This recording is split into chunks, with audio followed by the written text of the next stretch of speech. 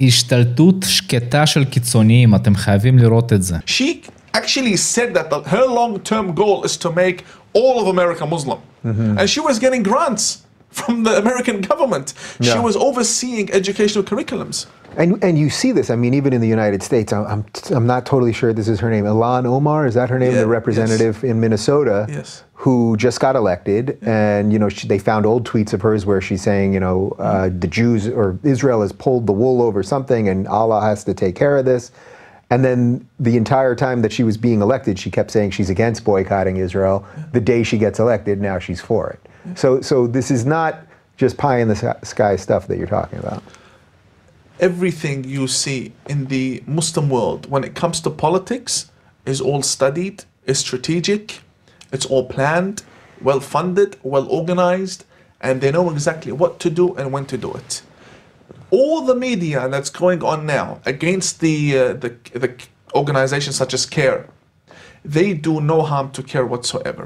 CARE has a clear vision, and they are reaching their goals because there are loopholes and there are cracks within the system, and they're equivalent in Canada, they're equivalent in Australia, and these loopholes within the governments keep getting bigger and bigger as these guys get elected.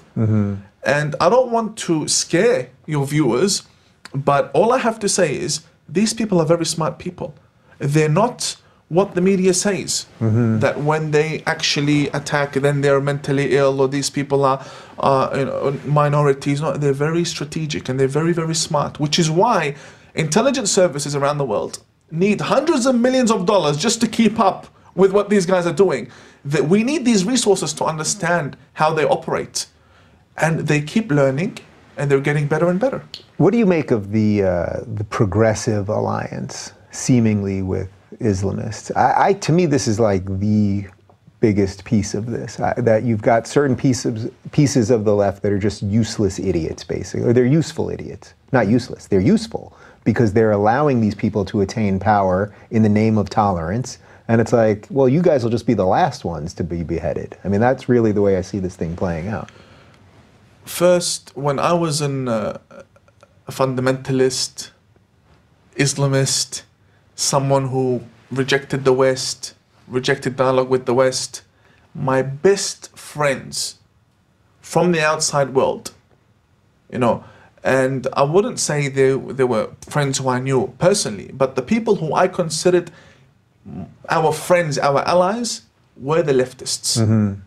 So when I was a fundamentalist imam sitting in Iraq or in Iran, and I'm on social media, there were certain people I liked, politicians I liked, Jeremy Corbyn, a hero, people like that, Hillary Clinton. Every Muslim, every extremist Muslim in the United States votes for Hillary Clinton. This is a fact. I'm not saying all of them vote, but those who do vote Hillary. They would never vote Republican. Right, so can you explain that connection there? There's a common agenda. It's very common. I mean, you take a look at what these guys are doing, it's very common. Look, extremist Muslims just want to operate. Who's going to give them that free room to breathe? They'll vote for that person. And Hillary and Obama, these guys, they funded ISIS. They funded ISIS. They funded the Mujahideen, the jihadists, these rebels who killed my family. And these guys fund them.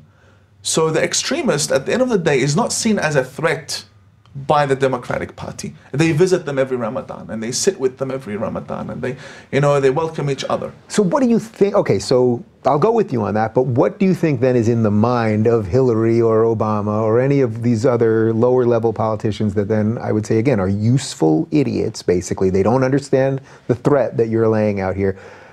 Do they? Are they in? Like, what do you think is actually going on in the mind of Hillary when she's doing these things? No, and we don't even have to make it about her so specifically, but any of these people. No, she understands the threat, and so do many people like her. They know the threat of what they're doing. I think they're just greedy because they know they can't be touched. So she's protected. She doesn't care about anybody else. It's greed. But that protection doesn't always last, right? I mean, this is a fool's game, right?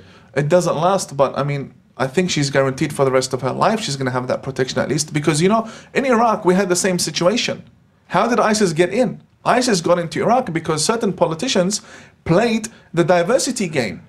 You know, why have borders with Saudi Arabia? Why have a wall? Just let the deserts be open. And then these cars came in from around the world and they took over 40 minutes away from Baghdad. I mean, then politicians, when their family members were being killed, they woke up. So maybe that's what it takes. That you experience the threat of jihad personally, then you'll understand where Imam Tawhidi is coming from, and people like Dave Rubin who understand what Imam Tawhidi is saying. Maybe some people won't wake up. But then again, that's another world of politics.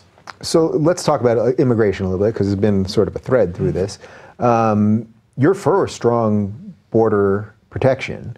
I mentioned to you right before we started, I was in London a couple months ago, and I hadn't been there for quite some time before that. I've been there twice this year, and the first time I was there, one of the things that was shocking to me, it's just viscerally shocking, and it has nothing to do with bigotry or hatred or anything else, is that I was in, the Harrods area, right in the sort of center of London, and the amount of women that I saw in burqas. I mean, only eyes, that's it. Now, I have no problem with those people individually, of course, but seeing this amount, I mean, I'm talking, it seemed like at points 20 or 30% of the women.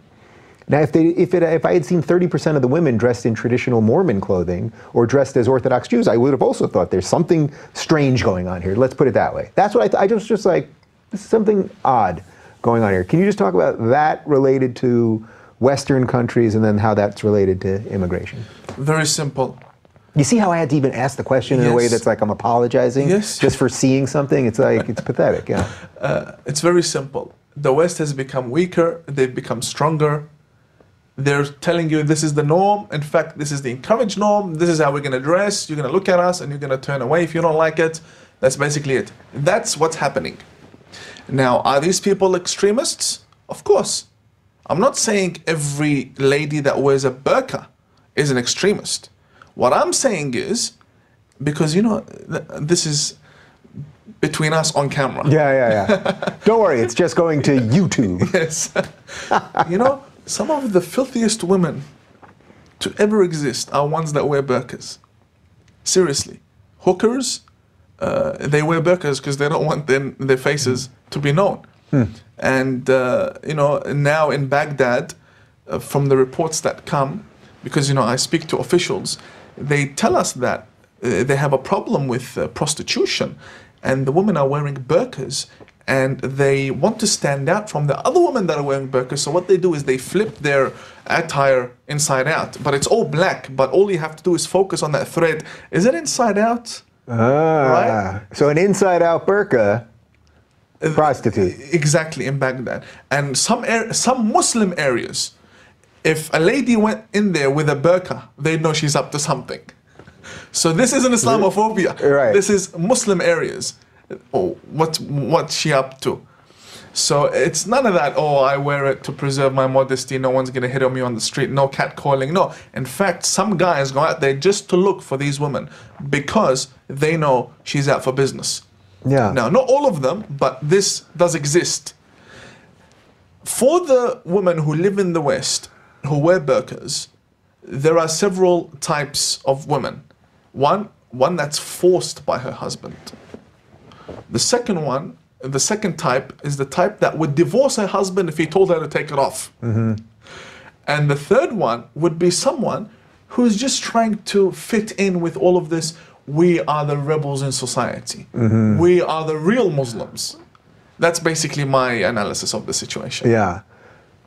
Do the average lefty that used to be your ally when you were more extreme, so to speak, do you think they realize that this set of ideas is so in direct conflict with the rest of their ideas? The rest of their ideas about tolerance and we're for gays and minorities and women and all of these things, that they've aligned themselves with an ideology. If you were to look at it in their pyramid, they've put Islam really at the top of their pyramid because they believe it's a brown person's religion, which of course is a racist notion in itself because a religion is not of a skin color. But do you think they even realize, like now I'm not talking about, say, the Islamist, what they realize their alliance is, the other way around. Do you think these people have any sense of what's going on here? I think what's happening now is that loyalty has shifted from being loyal to your country and to your people to being loyal to your boss and to your company. So I've seen journalists who would write wonderful articles about me. The moment they get a job in a left-leaning outlet, it's like I'm the worst person they've ever known. And the contradiction remains online. Like, what happened here? I'm someone who's going to influence the Australia, and I'm a peaceful guy, and they welcome me. And here, I'm a fraud who should be silenced. Don't give him the megaphone. So you see, I think loyalty falls in companies, no more זה פשוט מטורף. האיסלאם ממומן בכל העולם. מקווה שנהניתם, נתראה בסרטונים הבאים.